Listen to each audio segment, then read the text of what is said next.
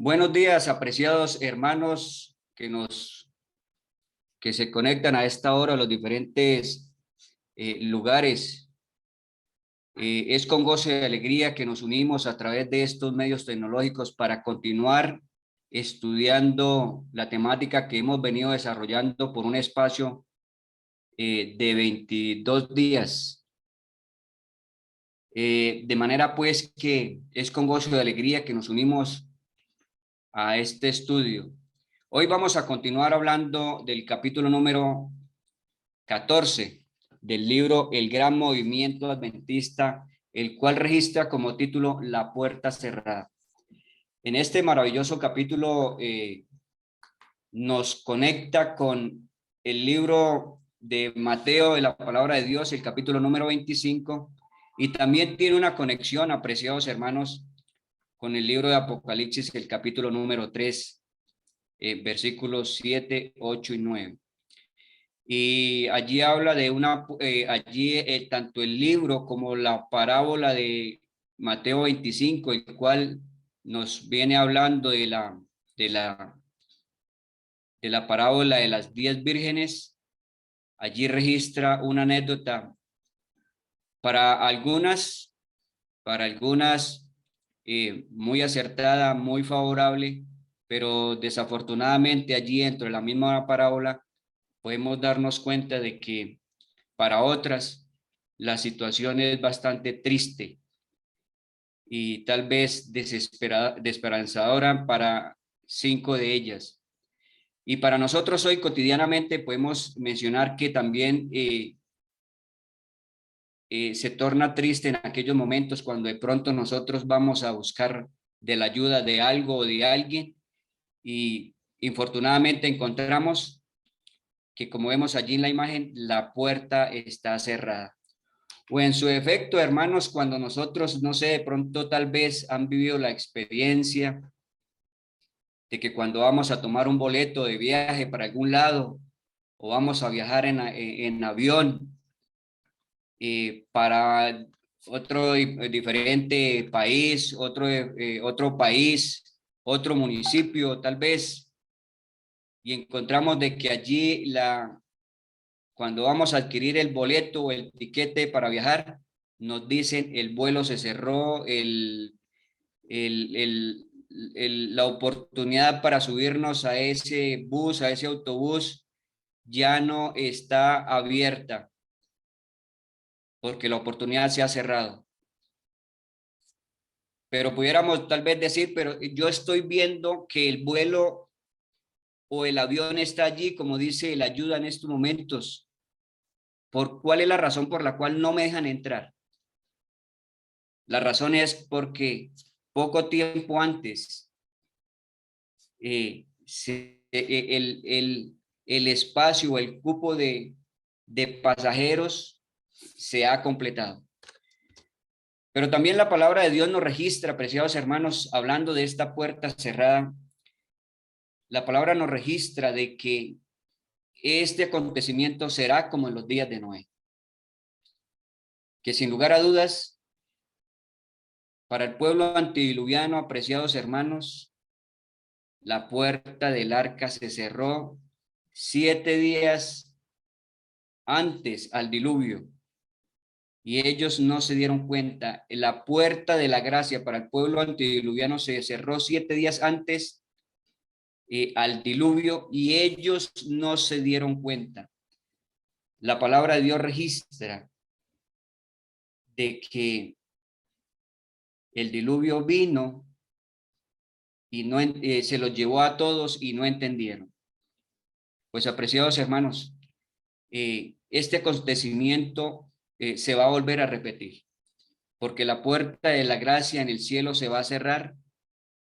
Muchos no nos daremos cuenta o muchos no se darán cuenta de que ese acontecimiento ha cerrado, la oportunidad se ha cerrado y nosotros continuaremos. La palabra de Dios y el espíritu de profecía dice que muchos continuarán en sus cultos, asistiendo a las iglesias, llevando sus diezmos, llevando sus ofrendas, pero así como el tiempo antediluviano estarán totalmente perdidos. De manera pues que, hermanos, debemos prepararnos, debemos hacer preparativos para poder hacer parte de los que estarán no fuera de la puerta de la gracia, sino que estemos dentro, de que podamos hacer parte de ese grupo que estarán adentro o dentro después que la puerta de la gracia esté cerrada. Y hoy vamos a hablar precisamente de estos detalles. Y hoy vamos a entrar en el contexto de lo que hice referencia hace algunos instantes sobre la parábola de las 10 vírgenes. Y la palabra de Dios registra de la siguiente manera. Yo sé que es una parábola muy conocida, que se convierte en una profecía para nuestros días, para nuestro tiempo. Dice Mateo 25, 1 al 13. Entonces el reino de los cielos será semejante a 10 vírgenes que tomando sus lámparas salieron a recibir al novio. 5 de ellas eran prudentes y 5 insensatas. Las insensatas, tomando sus lámparas, no tomaron consigo aceite, pero las prudentes tomaron aceite en sus vasijas juntamente con sus lámparas. Como el novio tardaba, cabecearon todas y se durmieron. Mira lo que la palabra de Dios nos dice. Dice que allí hubo una tardanza del novio y por ende cabecearon todas las mujeres o todas las 10 vírgenes cabecearon y se durmieron. Ahora aquí surgen unas preguntas, unas incógnitas, tal vez pudiéramos decir. Y si las vírgenes todas se durmieron, ¿quién despertó a las vírgenes? Eso sería una pregunta, podríamos llamar, como lo mencioné. Versículo número 6. A la medianoche se oyó un clamor. Aquí viene el esposo, salid a recibirlo. Perdón, aquí viene el novio, salid a recibirlo. Entonces aquellas vírgenes se levantaron y arreglaron sus lámparas. Mire que hubo allí un clamor, alguien produjo ese clamor. Y como todas estaban durmiendo, ahora la palabra dice, y todas se levantaron y arreglaron sus lámparas. Y las insensatas dijeron a las prudentes, danos de vuestro aceite, porque nuestras lámparas se apagan. Pero las prudentes respondieron diciendo, para que no nos falte a nosotras y a vosotras, id más bien a los que venden y comprad para vosotras mismas. Pero mientras ellas iban a comprar, llegó el novio, y las que estaban preparadas entraron con él a la boda, y se cerró la puerta. Entonces vamos a mirar allí en el contexto bíblico y en el contexto profético a cuál puerta es que está refiriéndose el Señor Jesús cuando mencionó esta parábola, que como menciono se convierte en una profecía para nuestros días. Versículo número 11. Después llegaron también las otras vírgenes diciendo, Señor, Señor, ábrenos. Pero él respondió, dijo, de cierto digo que no os conozco. Velad, pues porque no sabéis el día ni la hora en que el Hijo del Hombre ha de venir. Hermanos, aquí hay varios aspectos en los cuales vamos a estudiar en esta mañana. Entonces, un contexto de la meditación del día de hoy es Mateo, el capítulo número 25.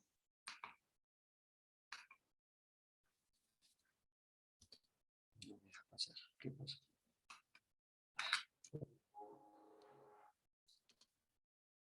Bien, de igual manera, el espíritu de profecía en el libro Primeros Escritos, el capítulo número 6, apreciados hermanos,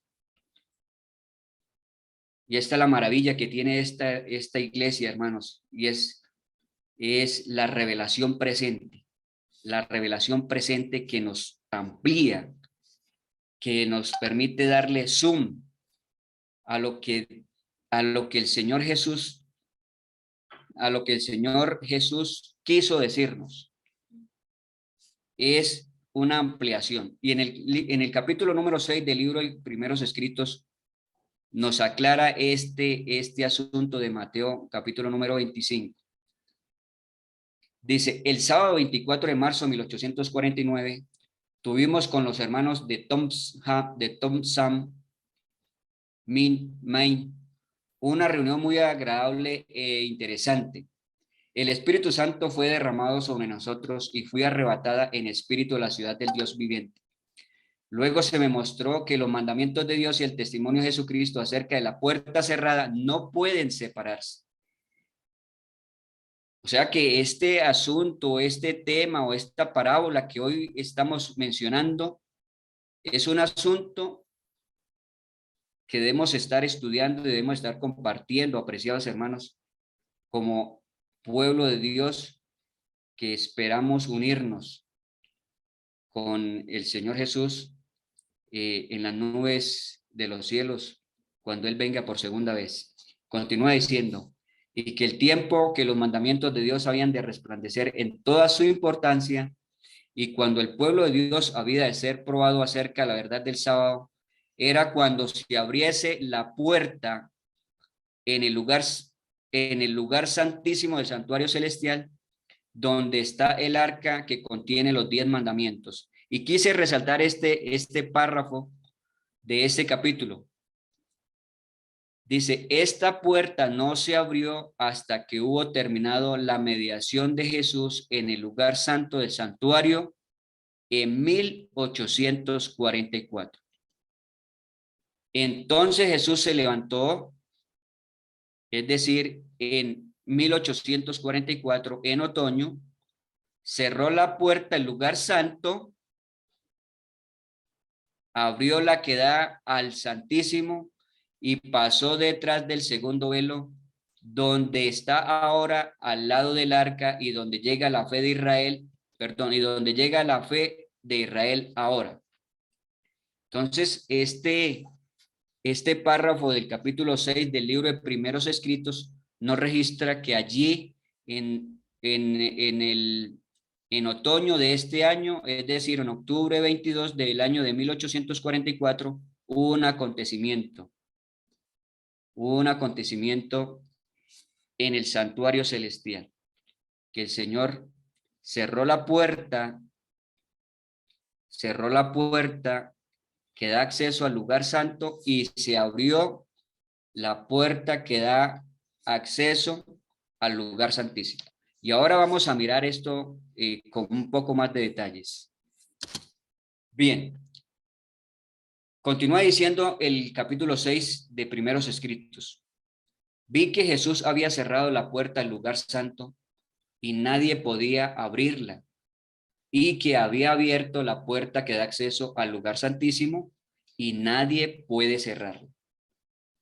Y esto es lo que menciona allí el libro de Apocalipsis, el capítulo número 3, versículos números 7 y 8. Y que desde que Jesús abrió la puerta que da al lugar santísimo, que contiene el arca, los mandamientos que han estado brillando hacia los hijos de Dios, y estos son probados acerca de la cuestión del sábado.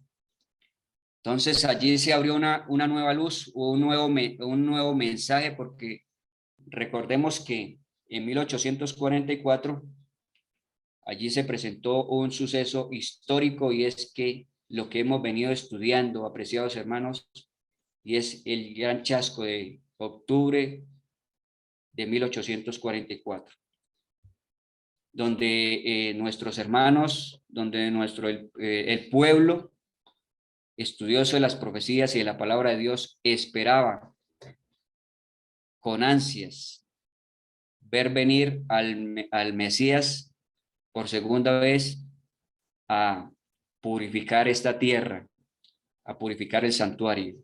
Bien, de esto ya hemos estudiado, vamos a continuar en esta mañana. Capítulo número 13 es la referencia bíblica que mencionábamos el cual dice lo siguiente: escribe el ángel de la iglesia en Filadelfia.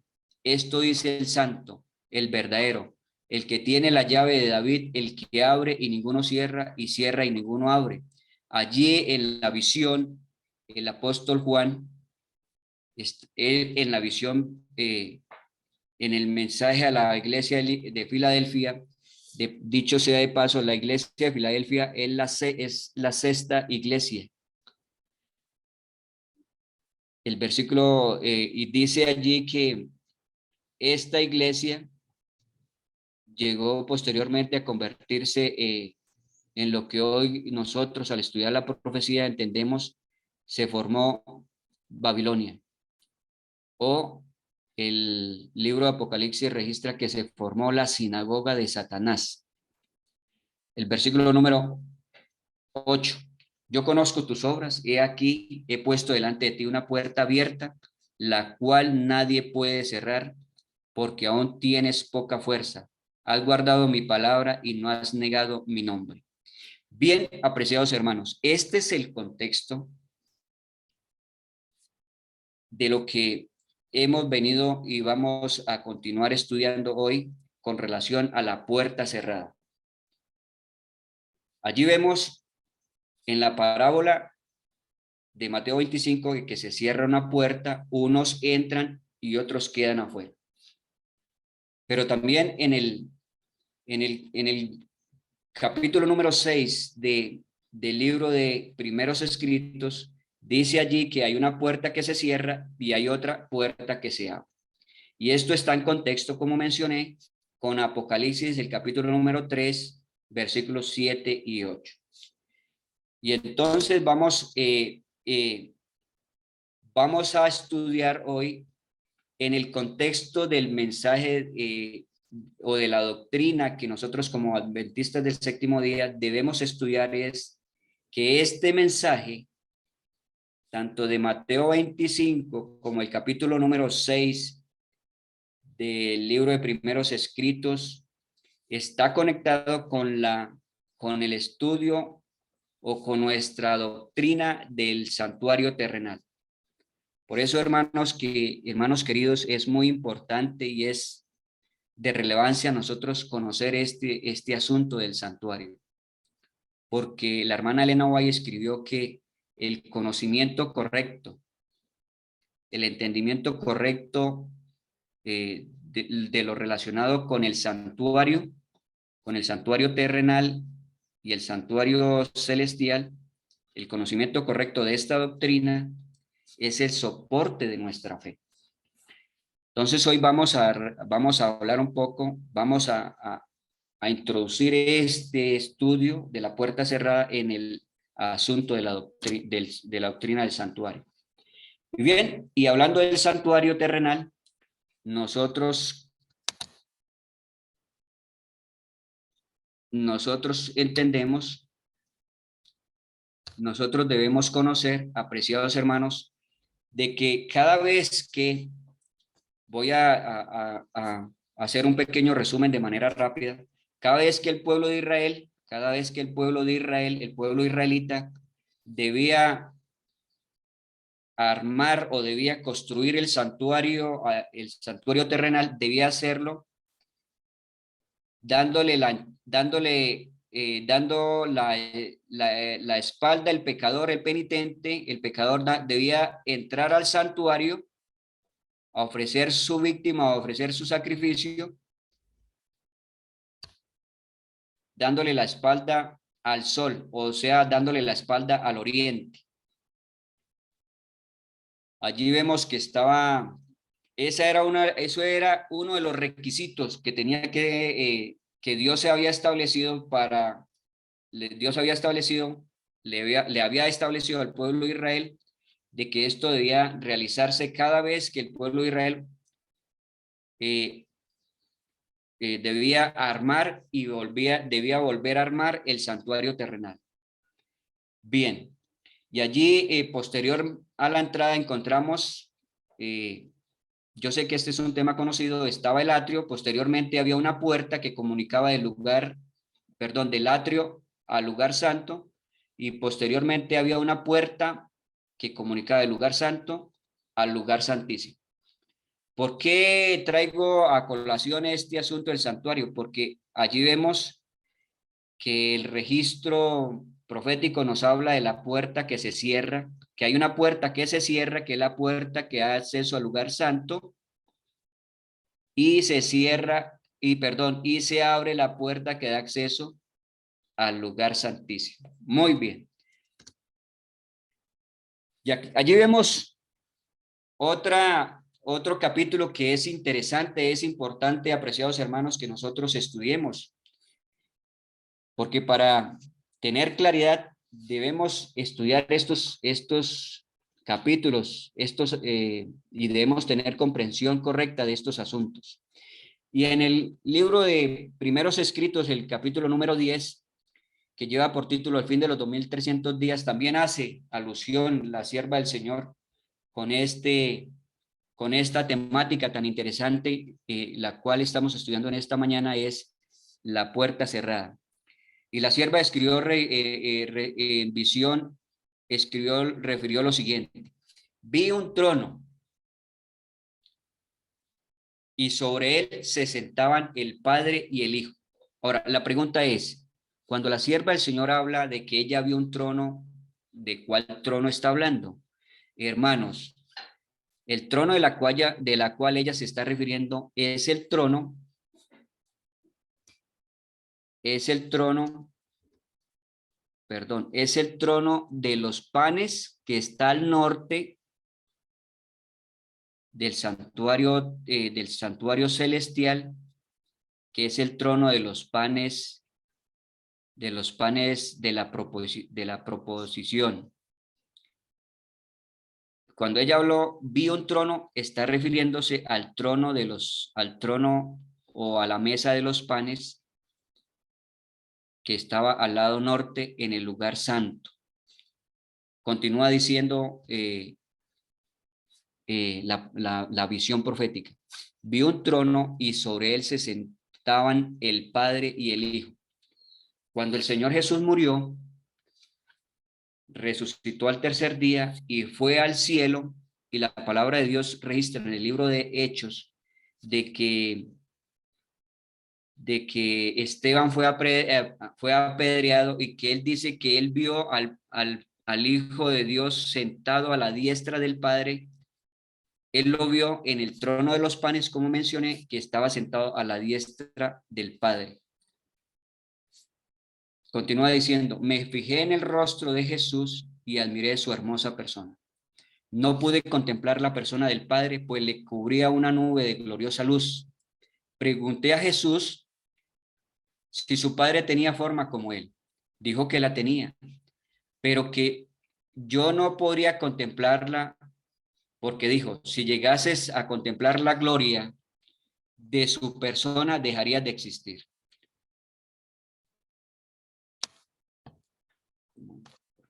Dejarías de existir. Delante del trono, mira lo que dice allí, porque esto es bien interesante. Y ya lo vamos a ver con un poco más detalles para entenderlo mejor. Pero aquí está claro. Delante del trono, es decir, delante donde estaba sentado el Padre y el Hijo, en el trono de los panes de la propiciación o proposición, delante del trono vi al pueblo adventista. Habían tres grupos. Ella vio al pueblo adventista, la iglesia y el mundo. Pero esos tres grupos de personas, ella las veía formándose dos compañías. Dice, vi dos compañías. La una postrada ante el trono. En ese grupo de esas tres personas, el pueblo adventista, la iglesia y el mundo, que se formaron dos compañías, dice, la una estaba postrada ante el trono, profundamente interesada, mientras que la otra no manifestaba interés y permanecía de pie, indiferente. Los que estaban postrados, los subrayé o los resalté en rojo, los que estaban postrados delante del trono elevaban sus oraciones a Dios y miraban a Jesús. Miraba él entonces a su padre y parecía interceder para con él. Una luz se transmitía del padre al hijo y éste a la compañía que oraba. Entonces vi que una luz excesivamente brillante procedía del padre hacia el hijo y desde el hijo ondeaba sobre el pueblo que estaba delante del trono. Pero pocos recibían esa gran luz. Muchos salían de debajo de ella y la resistían inmediatamente. Otros eran descuidados y no apreciaban la luz, y ésta se alejaba de ellos. Algunos la apreciaban y se acercaban para postrarse con la pequeña compañía que oraba.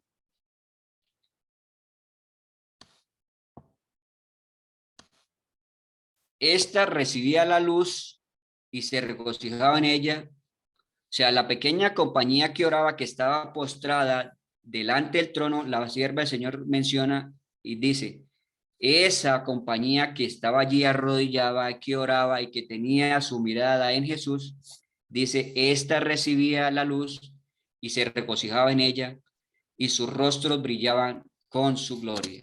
Amén. La visión continúa diciendo, vi al Padre levantarse del trono. En 1844, apreciados hermanos, el 22 de octubre, perdón, el 23 de septiembre del año de 1844, ella menciona, vi al Padre levantarse del trono y en un carro de llamas entró en el lugar santísimo, al interior del velo, y se sentó. Ahora mire lo que ocurrió. Entonces, la palabra entonces significa que hay allí una pequeña demora. En septiembre de 1844, el Padre se levanta, es decir, nuestro Dios se levanta del trono de los panes de la propiciación que está al norte y dice que en un carro de llamas entró al lugar santísimo. Entonces, es decir, un tiempo después, es decir, en octubre 22 de 1844, Jesús se levantó del trono y mira lo que continúa diciendo, apreciados hermanos. Esto es bien interesante que lo tengamos en cuenta. Y la mayoría de los que estaban prosternados se levantó con él. Recuerden que allí frente al trono habían dos compañías. Una que estaba postrada orando, recibían luz, pero otra compañía estaba de pie e indiferente. La profecía o la visión dice de que los que estaban viendo a Jesús, los que estaban arrodillados y que colocaban su mirada en Jesús, dice que se levantaron con Jesús. No vio un solo rayo de luz pasar de Jesús a la multitud indiferente después que él se levantó. Y esa multitud fue dejada en perfectas tinieblas. Ahora, mis apreciados, recordamos que empezamos leyendo de que allí habían tres grupos de personas. El pueblo adventista, las iglesias y el mundo. Pero que allí hubo un grupo de personas que estaban allí colocando su mirada en el Señor Jesús, se levantaron cuando el Señor Jesús se levantó. Y vamos a mirar qué ocurrió, porque esto es bien interesante, esta profecía. Lo que está en rojo dice, los que se levantaron cuando se levantó Jesús tenían los ojos fijos en él mientras se alejaba del trono y los conducía un trecho.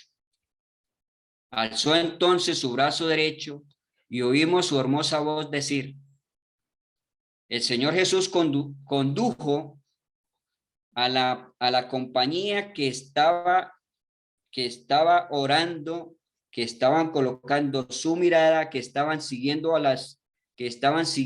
lo que el Señor Jesús, estaban atentos a lo que el Señor Jesús hacía. El Señor Jesús se levantó, ellos se levantaron y el Señor Jesús condujo a esta compañía a través de un trecho y los dejó en cierto lugar.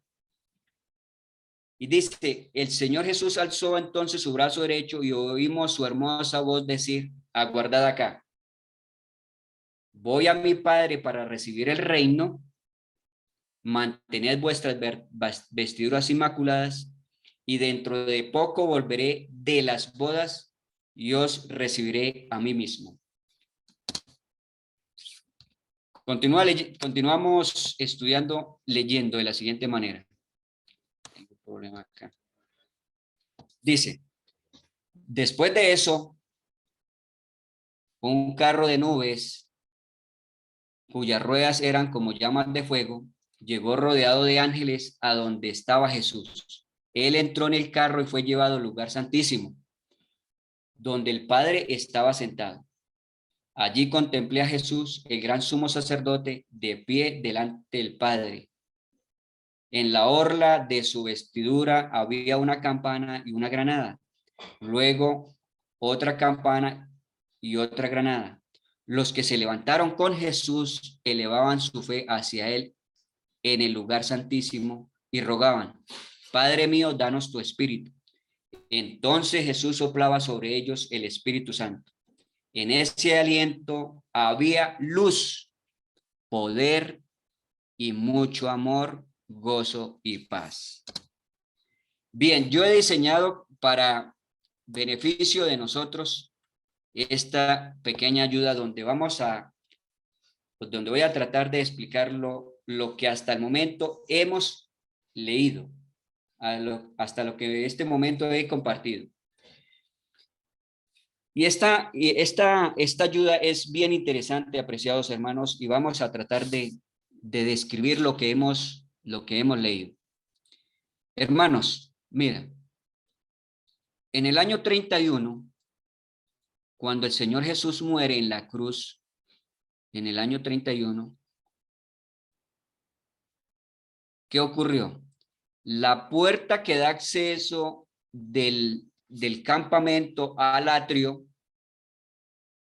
se cerró y se abrió la puerta que da acceso al lugar santo. El Señor, como mencionó, el Señor Jesús resucitó al tercer día, subió al cielo y se sentó en el trono. Como ya hemos leído, como leímos, se sentó en el trono norte en la mesa de los panes de la proposición, al lado derecho. Ahora, ¿qué ocurrió? En el año de 1844, en octubre, en otoño, leímos que el Padre se levanta y pasa el lugar santo del trono, abandona el trono del lugar santo y pasa a través del velo, es decir, al lugar santísimo. Y dice el espíritu profecía que acabamos de leer en primeros escritos, dice, y entonces, en octubre, el Señor Jesús se levanta y es llevado a través de una carroza, Daniel 7:13 lo registra, fue llevado allí en una carroza y él se ubica al frente del Padre. Y la sierva del Señor dice que ella lo vio con las vestiduras sumos sacerdotales y es allí donde el Señor Jesús está intercediendo por cada uno de nosotros. En 1844, cuando sucede ese acontecer, es que se cierra la puerta del lugar santo y se abre la puerta que da acceso al lugar santísimo. Pero allí ocurrió algo bien interesante. Cuando se cerró la puerta del atrio, hermanos y hermanas, cuando se cerró la puerta del atrio, hubo un grupo de personas, un grupo de líderes del pueblo de Dios, es decir, el pueblo judío, que no acepta las enseñanzas del Señor Jesús no acepta el mensaje, es decir, no acepta el mensaje, rechaza el mensaje, y allí hubo un grupo de personas que quedan en tinieblas, porque continúan sacrificando corderos, y con la muerte del Señor Jesús en la cruz, todos entendemos, a la luz de Mateo 27, versículo número 52-53, que el velo del templo se rasgó de arriba a abajo, dando por entendido de que el sistema de sacrificios había cesado, había terminado. Pero allí hubo un grupo de personas que no aceptaron este mensaje, y bueno, y otro tipo de mensajes. Ellos continúan sacrificando corderos hasta el día de hoy. Están en perfectas tinieblas. Se cerró la puerta de la gracia para ese grupo de personas. Y allí Dios levanta un remanente que es la Iglesia Apostólica. Pero en 1844, como mencionamos, allí hay un grupo de personas que no aceptan la revelación, no aceptan el mensaje del primer ángel y segundo ángel, no aceptan esos dos mensajes, el mensaje del primero y segundo ángel, rechazan el mensaje. Y entonces es allí cuando se forma la sinagoga de Satanás, se forma Babilonia. ¿Estamos? Se forma Babilonia. Pero ahora, mis apreciados hermanos, cuando estamos viviendo en el tiempo del lugar santísimo, es decir, el juicio investigador, es decir, la última fase de la obra de salvación por esta raza caída, aún dentro del pueblo de Dios, que profesa tener la verdad presente, hermanos, va a haber una gran apostasía. Ya estamos viviendo esa apostasía. Y allí se va a formar entonces lo que la palabra de Dios dice, la gran Babilonia. La gran Babilonia. En 1844 se formó Babilonia y ahora se está gestando, se está formando la gran Babilonia. Pero de allí es donde Dios va a levantar nuevamente un remanente. La iglesia triunfante. Hoy nosotros militamos en la iglesia militante. Nosotros somos la iglesia. Hoy hacemos parte de la iglesia militante. Militamos en la iglesia. Pero Dios de esta iglesia va a hacer de ella una iglesia triunfante. Y entonces cuando el juicio de Dios termine, cuando el juicio de Dios cese, se va a cerrar entonces la puerta que da acceso al lugar santísimo, pero se van a abrir 12 puertas para el pueblo de Dios que dan acceso a la nueva Jerusalén. Amén, hermanos, porque eso está muy próximo a ocurrir. Bien, y allí vemos entonces en pequeña escala el juicio que está en estos momentos llevándose a cabo en el lugar santísimo del santuario celestial.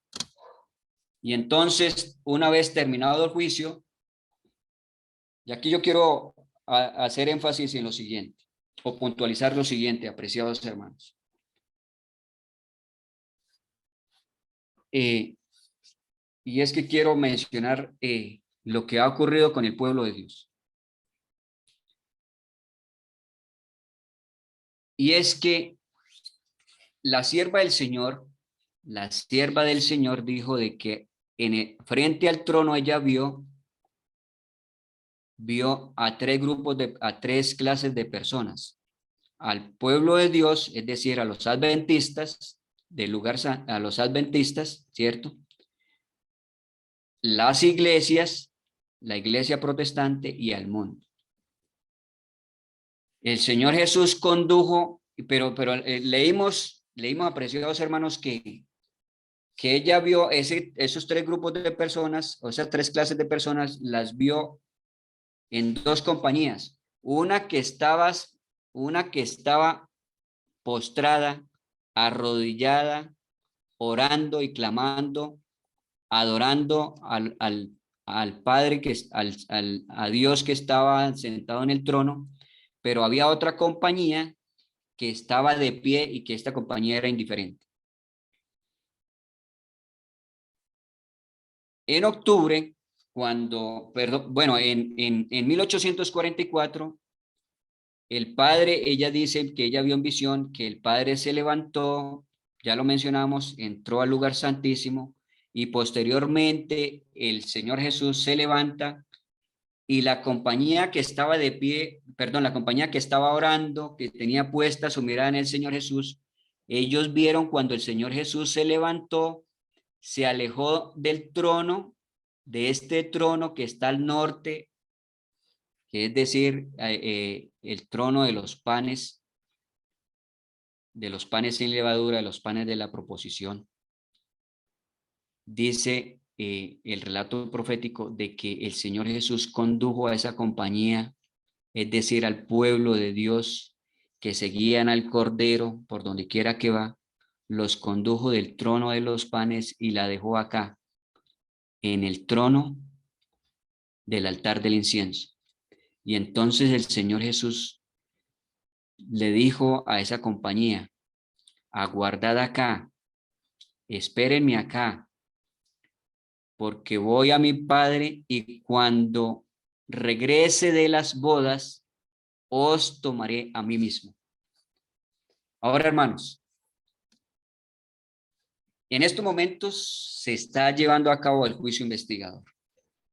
El juicio investigador. Cuando el juicio investigador termine,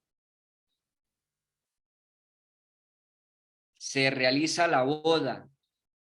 Ahora, nosotros debemos entender, y la sierva del Señor así lo dio a entender, lo dio a conocer, de que esto de la boda tiene un paralelismo, está relacionado con un casamiento oriental. Pero de manera rápida quiero mencionar lo siguiente. Lo que el Espíritu de Dios dice, dice: aguardad acá, voy a mi Padre y cuando regrese de las bodas, os tomaré a mí mismo. Cuando el juicio de Dios termine, cuando el juicio que se está llevando a cabo en el lugar santísimo del santuario celestial, que es donde se está revisando nuestras vestiduras, porque por eso el Señor Jesús dijo: mantened sin mácula las vestiduras. En estos momentos, apreciados hermanos, en el juicio investigador, se nos están revisando las vestiduras. Si nuestras vestiduras, que son el carácter, las vestiduras que son el carácter, está sin mancha. Y entonces allí se está seleccionando o se está formando el cortejo, se están seleccionando los que harán parte de esta boda final, o de los que harán parte, más bien, de los que harán parte de la gran cena del Cordero. Entonces, cuando ese grupo de personas, que no sabemos cuántos son, pero que se están seleccionando ahora a través del juicio, cuando ese grupo de personas sea terminado, entonces lo último que se hará es la boda, dice la sierva del Señor. Y ahorita quiero compartir la cita bíblica que encontramos en la cita profética que encontramos en el libro del conflicto de los siglos. El Señor Jesús abandona o se despoja de sus vestiduras sumos sacerdotales y se viste de vestiduras reales, y entonces se casa con la Nueva Jerusalén, pero ya habiéndose escogido, habiéndose seleccionado el grupo de personas que van a morar en la Nueva Jerusalén. Y por eso es lo que refiere allí en visión el apóstol Juan en el libro de Apocalipsis, el capítulo número 21, verso 10, que él vio en visión a la Nueva Jerusalén, la esposa del Cordero. Apreciados hermanos, quiero finalizar este estudio, esta temática, con una lectura que me llama la atención del libro de Primeros Escritos, el capítulo número 6, en uno de sus párrafos dice de la siguiente manera: Satanás conoce esto, hermanos. Satanás sabe muy bien el asunto del santuario. Satanás sabe muy bien lo que está ocurriendo en el lugar santísimo, lo que está ocurriendo en nuestra iglesia. Él conoce muy bien estos asuntos.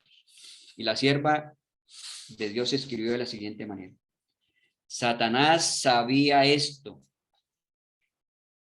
y obraba con gran poder para mantener vacilantes y dudosos de la verdad, tanto como le fuera posible.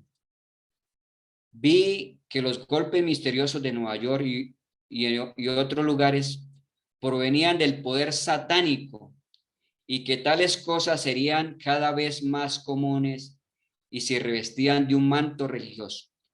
Hoy vemos, hermanos queridos, que dentro de nuestra misma iglesia, muchas cosas del mundo hoy se están vistiendo de manto religioso, con el fin de inducir a los engañados a sentirse seguros y para desviar, si fuere posible, la atención del pueblo de Dios hacia ellos y hacerlos dudar de las enseñanzas y del poder del Espíritu Santo. Apreciados hermanos, queridos, la palabra de Dios registra que llegará un momento, o yo más bien en lo que veo, pienso de que estamos viviendo ya en los tiempos de Noé.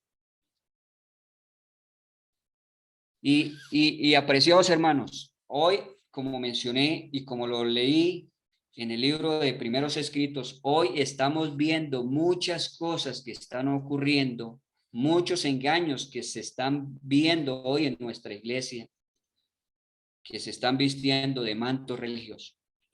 Y que en algún momento el Señor Jesús mencionó que en algún momento de nuestra historia íbamos a vivir la experiencia del pueblo antediluviano, es decir, la experiencia de Noé. ¿Y qué ocurrió en los tiempos de Noé, apreciados hermanos? De manera rápida quiero hablar de este asunto. El libro Patriarcas y Profetas, hermanos, porque en cierto momento a mí me llevó a pensar en este texto de que vamos a vivir los tiempos de Noé. Y yo decía, y me llevaba a pensar y decía, ¿cómo era que vivía la gente? ¿Cómo era que vivían las personas en los días de Noé? Y esto me llevó, tuve que orar, hermanos, orar, y yo decía, Señor, muéstrame, ¿dónde puedo ir a ver, dónde puedo ir a leer, a ver luz? Y eso me condujo a leer el capítulo número 7 del libro de Patriarcas y Profetas, que precisamente habla del diluvio. Hermanos, y dice allí en el libro de Patriarcas y Profetas que los hombres, la gente antediluviana, de las maderas preciosas, de los metales preciosos, ellos elaboraban ídolos. Ellos elaboraban ídolos que veían de la naturaleza, es decir, ellos allí labraban un palo, una madera, hacían un ídolo de la naturaleza, que tenía relación con la naturaleza, lo adoraban y le enseñaban a los hijos a adorar ese ídolo, a ese muñeco, a esa imagen. Y eso exactamente está ocurriendo en nuestros días, y ya lo vamos a mirar, apreciados hermanos. Eso ocurrió en la época de Noé. Es decir, de la naturaleza, ellos elaboraban una imagen inanimada, una imagen que no tenía vida y la adoraban. Y dice el Espíritu de Profecía, yo recomiendo este capítulo, Patriarcas y Profetas, el capítulo número 7. Dice que ellos enseñaban a sus hijos, a sus familias a adorar esa imagen. Pero apreciados hermanos, ya en el lugar santo, en la época de la Edad Media, ¿Qué pasó en la iglesia? Continuaron adorando esa misma imagen inanimada, sin vida, pero entonces ya declararon un día para cada imagen, para cada imagen. Y entonces hoy conocemos el día de la Virgen de la Virgen María, el día de la Virgen de Guadalupe, el día de San José, el día de San Pedro, el día de San Judas, San Judas Tadeo. Entonces hoy vemos, hermanos, que esto se dio en la época o salió o el papado, el sistema político religioso aprovechó este momento y entonces empezó a inducir este tipo de creencias. Pero mis apreciados hermanos, hoy en día, en nuestra época, esas imágenes inanimadas, esos ídolos inanimados, están cobrando vida, están tomando vida. ¿De qué manera? De que hoy esos ídolos que hacen parte de la naturaleza, porque hoy se está hablando del día del agua, del día del medio ambiente, del día del niño, del día del padre, del día de la madre, del día del profesor, del día del médico, del día del anciano, del día del laico, del día de la diaconisa, del día del enfermero, en fin.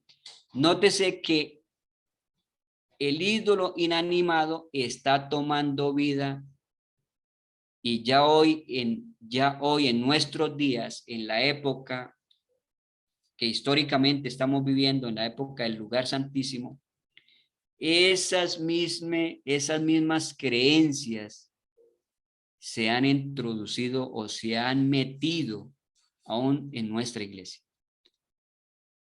Entonces hoy vemos un ídolo inanimado que cobra vida. Y hoy, lamentablemente, podemos decir, apreciados hermanos, que estamos viviendo la época del diluvio, la época del pueblo antidiluviano. Hoy en nuestra iglesia estamos celebrando el Día de la Mujer, el Día del Laico, el Día del Anciano, el Día del Pastor. En fin, todo eso son creencias que vienen ¿de dónde? Que vienen del mundo, apreciados hermanos. Yo hoy pido que que podamos ver estos engaños, porque Satanás está obrando de una manera asombrosísima, dice el espíritu de profecía. Y que si nosotros no estudiamos, que si nosotros no leemos, hermanos, vamos a ser engañados. Y hoy podríamos encontrarnos con hermanos que dicen, el domingo es la marca de la bestia, no hay que adorar en domingo.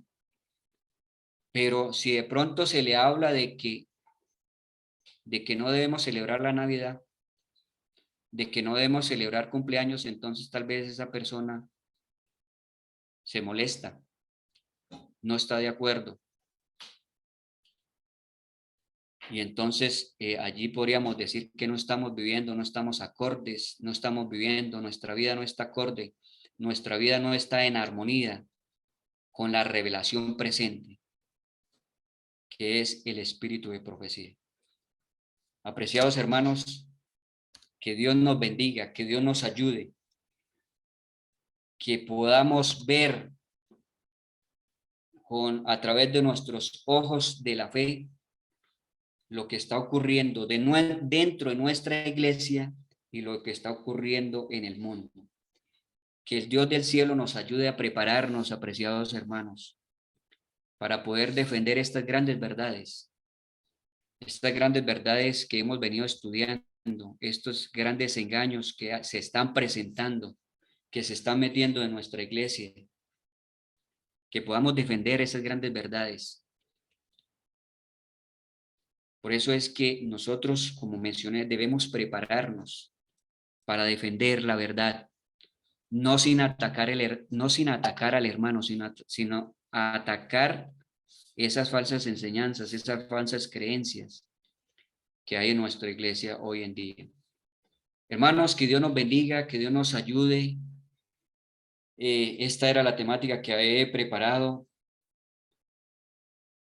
con la ayuda de Dios, que quería compartir con ustedes. Vamos a finalizar con una palabra de oración. Amado Dios,